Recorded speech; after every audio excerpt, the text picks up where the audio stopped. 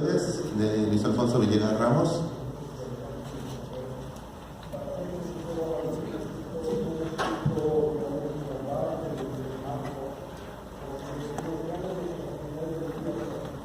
Hola, buen día. Mi nombre es Alfonso y como ya les dijeron, les voy a presentar los avances de mi proyecto de tesis, estudio fotométrico y modelaje de asteroides.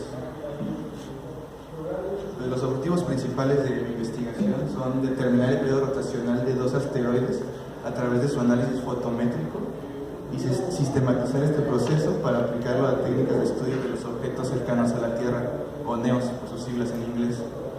También contribuir con nuevos datos para la campaña mexicana de fotometría de asteroides. Y por último, analizar y comparar los diferentes métodos de modelado que existen para los asteroides. Primero les voy a hablar de los antecedentes. Y el estudio de los asteroides comenzó a finales del siglo XVIII por el descubrimiento de Urano en 1781 por William Herschel.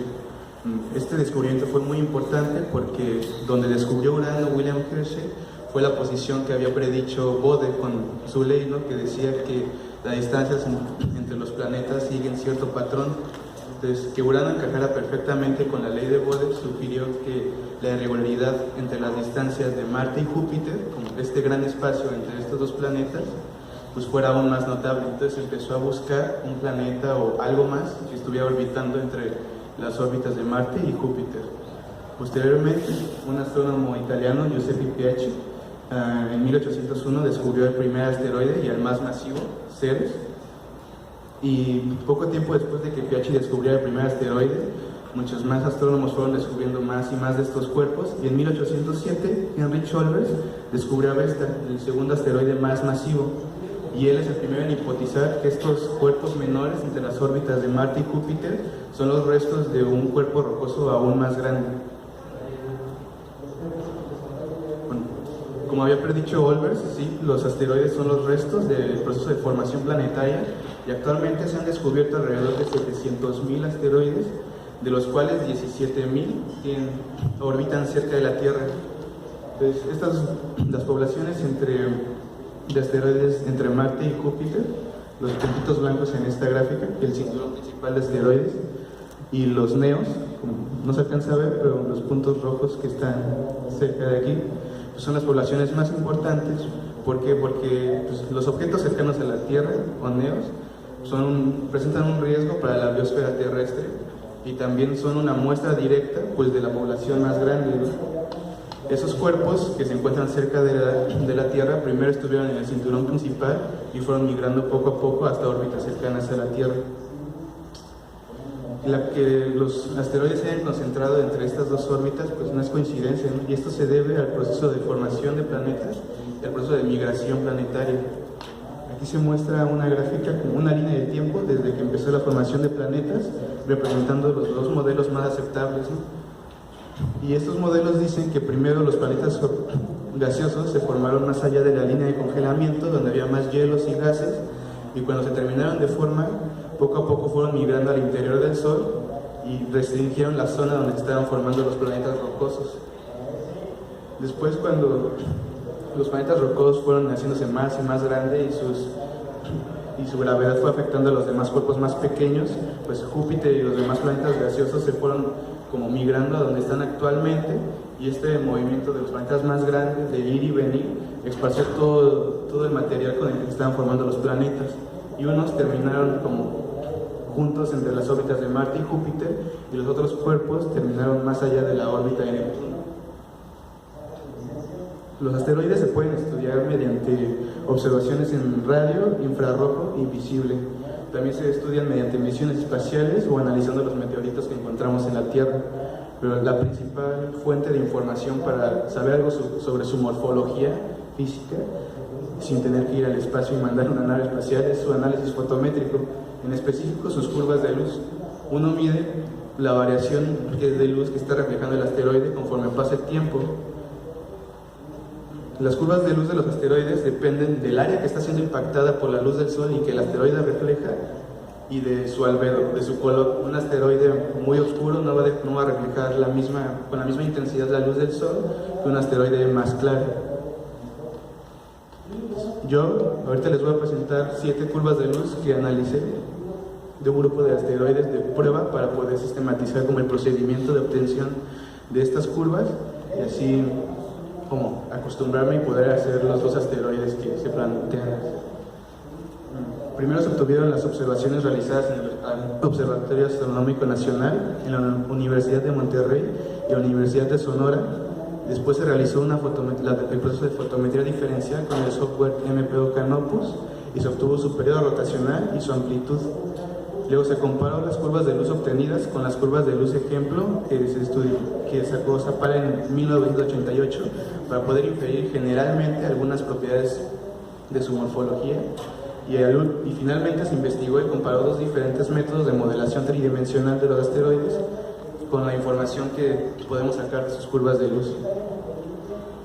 Pues Zapala, en su investigación, lo que hizo fue modelar el asteroide como un elipsoide triaxial. Y lo que hizo fue ir deformando este elipsoide, moviendo cada uno de sus semiejes, achicándolos o agrandándolos, para poder obtener las irregularidades más comunes que se observan en las curvas de luz. Uno esperaría que su curva de luz fuera perfecta si tiene 2 máximos y 2 mínimos. ¿Por qué? Porque el asteroide rota sobre su propio eje. Entonces no siempre le está dando la misma cara al Sol y no siempre le está dando la misma cara a la Tierra. Entonces cuando la luz del Sol está iluminando el área más grande del asteroide, pues va a haber un pico en intensidad porque hay mucha más luz reflejada, pero como el asteroide está volteando, de repente desde la Tierra vamos a ver su frente y la intensidad va a disminuir porque el área es mucho menor, entonces va a haber un mínimo, pero el asteroide va a seguir rotando y le va a volver a dar la cara más grande al Sol y va a reflejar más luz, y luego va a volver a rotar y la intensidad va a disminuir. Entonces eso sería una curva de luz perfecta, ¿no? Si todos los asteroides fueran elipsoides triaxiales, pero lo que pasa es que ninguno es. Entonces uno va encontrando pequeñas irregularidades a partir del análisis de estos cuerpos. Y lo que más comúnmente se encuentra es una morfología extraña en alguno de sus máximos o mínimos a diferente nivel, o máximos y mínimos a intervalos diferentes de tiempo, o más de 2 máximos o mínimos. Estas propiedades pueden inferir bastante bien, infieren características morfológicas de los asteroides. Por ejemplo, si una curva de luz de repente tiene un mínimo, una caída muy intensa hacia un mínimo, una pendiente muy inclinada, pues eso quiere decir que el cambio del área mayor fue muy drástico. Entonces tal vez es un cuerpo que solo está conectado son 2 lóbulos. Entonces primero estamos viendo como la parte que son los 2 lóbulos conectados, y después dio vuelta y la intensidad disminuyó muchísimo porque casi no hay nada que esté iluminando el Sol, ¿no? Entonces a partir de estas irregularidades en las curvas de luz, uno puede inferir cómo está formado el asteroide. Entonces, les voy a presentar las 7 curvas de luz que analicé. El primero fue Tamarigua, con un periodo de 6.1 horas, y la única irregularidad que presenta es un mínimo a diferente nivel que y luce con un periodo de 6.9 horas. Es la curva de luz más irregular que se encontró. Tiene más de 2 mínimos y tiene el mínimo extra está a un diferente nivel. Entonces podríamos inferir que este asteroide tiene como un pequeño bulto en alguna de su superficie, o que tiene un satélite dándole vueltas orbitando alrededor de él. Luego se analizó Lutera con un periodo de 5.8 horas y Pongola con un periodo de 8.3. Estas 2 curvas de luz están bastante bonitas, y la única irregularidad que se encontró fue que el intervalo de tiempo entre este máximo de Pongola es mayor que este. Y después se analizó Katyusha y Jamelina, Katyusha con un periodo de 9.4 horas y Jamelina con un periodo de 3.2. Lo importante a resaltar aquí es que Katyusha es el único asteroide de los que analicé que cuenta con un modelo tridimensional, y más adelante hablaré sobre él y lo compararé con la curva de luz que obtuvimos aquí. Pero como pueden ver, esta es casi una curva de luz perfecta, y también Jamelina no presenta grandes irregularidades. Por último, el asteroide Konyukov era el único del grupo de asteroides que no contaba con un periodo reportado, y se encontró que su periodo era de 2.6 y que coincide muy bien con un periodo de un asteroide del cinturón principal. Cuando se empezó a analizar, a estudiar los diferentes métodos de modelación, pues me di cuenta que se deben tomar varias cosas, ¿no? Desde dónde estamos viendo el asteroide, desde qué parte del mundo y cómo lo estamos viendo, qué cara que está iluminando el cielo por el sol estamos viendo nosotros, ¿no? Y también debemos tomar en cuenta qué tipo de asteroides estamos analizando. Todos los que yo analicé fueron asteroides muy chicos, que generalmente son fragmentos de un cuerpo más grande, entonces su albedo no va a variar mucho porque son cuerpos muy, muy pequeños, y entonces lo único que va a definir su curva de luz va a ser su forma. Existen dos métodos para modelar dos tipos de modelos para los asteroides. Un modelo convexo, que representa la geometría cóncava del asteroide mediante propiedades convexas, y los modelos cóncavos.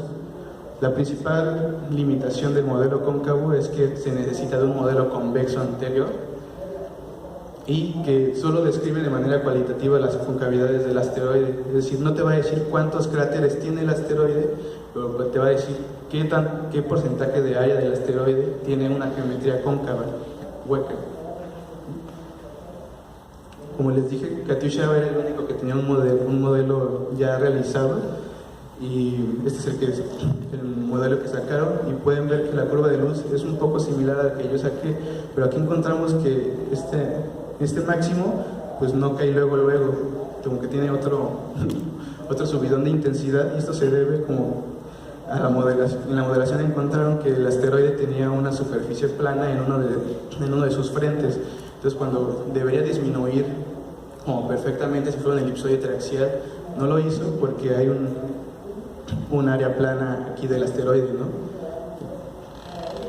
Esta es la curva de luz que yo saqué, y esta es la que se dio del modelo, y pues van a ser diferentes porque estas observaciones se hicieron desde México, y las observaciones que se tomaron en cuenta para hacer este modelo pues fueron desde Finlandia, ¿no? Entonces aquí es importante remarcar que se necesitan ver asteroides desde diferentes partes del mundo para verlo bien de todas formas, bien desde muchos ángulos, y saber más sobre su forma. Las conclusiones preliminares que saqué fue que el modelo convexo es el mejor para representar a los asteroides de la campaña mexicana de fotometría de asteroides. ¿Por qué? Porque es el que es más rápido, y siempre es la primera aproximación. El asteroide Konyukov fue el único de los cuerpos menores que no se estudió previamente, y se va a reportar esto en un artículo. Y también del grupo de asteroides estudiados, solo Luce y Pongola son candidatos para el proceso de modelado. ¿Por qué? Porque son los únicos que tienen suficientes curvas de luz reportadas para poder analizarlos. Y Lutera y Katyusha son los asteroides que probablemente tienen una geometría de un elipsoide triaxial, porque no se encontraron grandes irregularidades en sus curvas de luz. Gracias.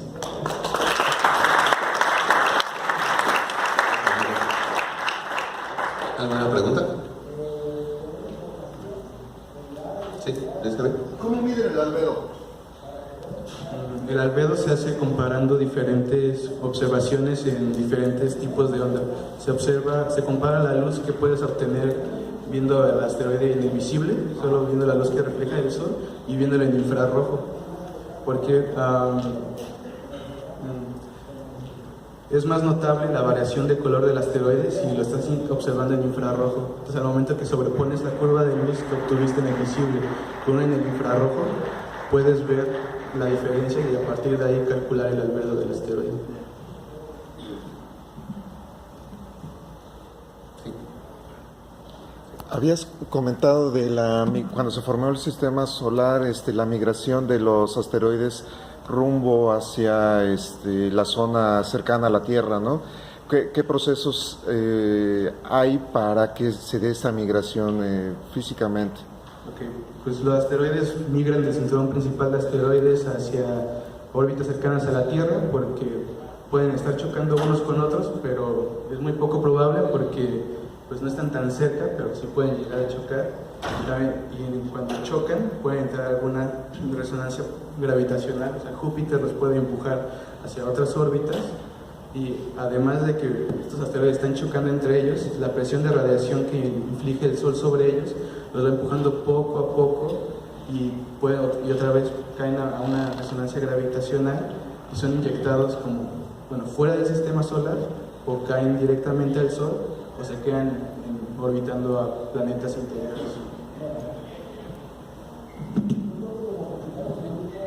¿Alguna otra pregunta? ¿No? Bueno, un comentario, por ejemplo, cuando observas un mismo objeto simplemente a diferente latitud, es muy difícil que cambie el ángulo del paralaje para un objeto astronómico. Entonces, ahí lo que cambia pues más bien es la amplitud de la curva de luz, pero lo que sí importa es la fecha en la que se está observando, porque ahí sí las distancias con respecto al objeto sí cambian ya considerablemente. Vale, pues muchísimas gracias, Alfonso.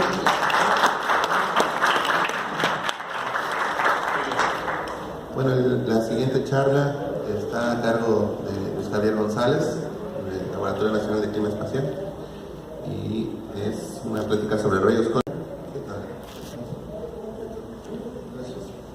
Esta es parte de lo que se está desarrollando en el Laboratorio Nacional de Clima Espacial, y es ver las firmas en los detectores a nivel de Tierra, todas las variaciones que tienen, o las emisiones, las variaciones en los rayos cósmicos galácticos que tienen las emisiones en el Sol.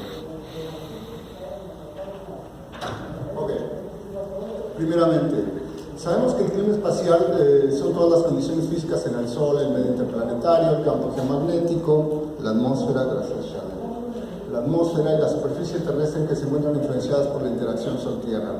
Tenemos 4 manifestaciones primordiales que son las que influyen el ingreso de partículas o de rayos cósmicos galácticos a nivel de Tierra. Estas son las fulguraciones, las eyecciones de masa coronal, los estallidos de partículas energéticas solares, o las corrientes de viento solar que alcanzan rápido, que alcanzan a las lentas y de forma